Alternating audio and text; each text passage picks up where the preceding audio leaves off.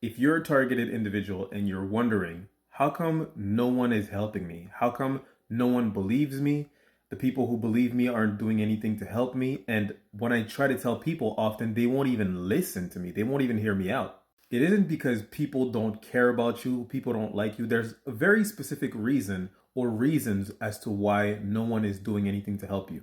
Number one, and this is the most common reason why no one is helping you, is because they don't know how. This is a relatively new crime that people just don't know how to counter yet. There is no technology or counter technology against gang stalking. Now, the reason why no one believes you is because your story is unbelievable. Remember, you didn't wake up in a different world. This type of stuff only happens to people that are considered terrorists. And the way that gang stalking is set up is that it makes you look like you have schizophrenia. So most people will directly go to that rather than believe a story that is unbelievable.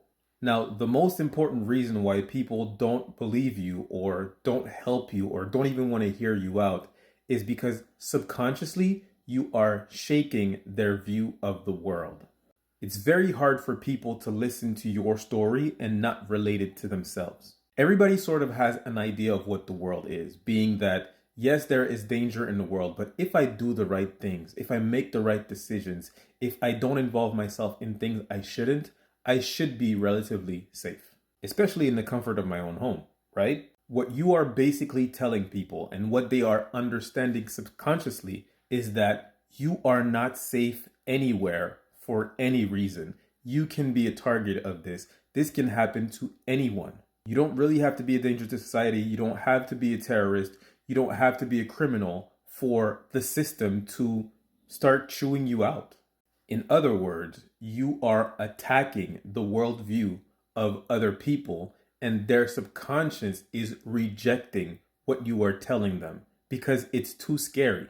So what is happening is that it's not just that they don't want to hear your story. Subconsciously, they don't want to believe your story could possibly be true because it's destroying their idea of what the world is.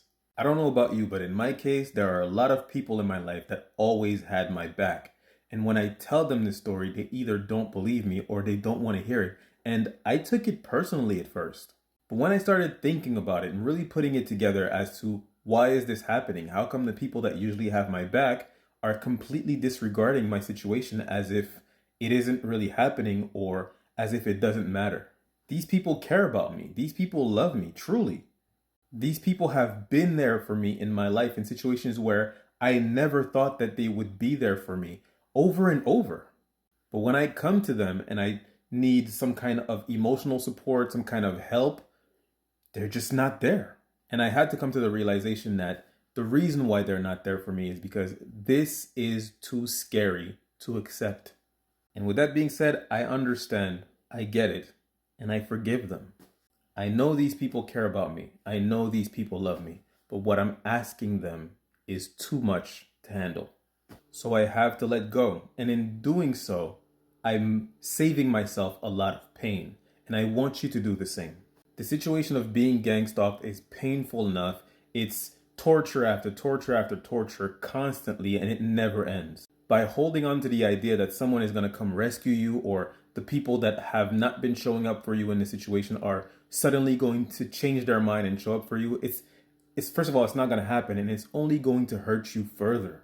Now, fortunately, if you want some support, there are plenty of people that are going through the same situation as you that will understand your situation. Now, they may not be able to be there for you or help you out in any way, but just being able to hear somebody say that they're going through the same thing you're going through, you're not crazy, you're not the only person in the world that's going through this, that's helpful.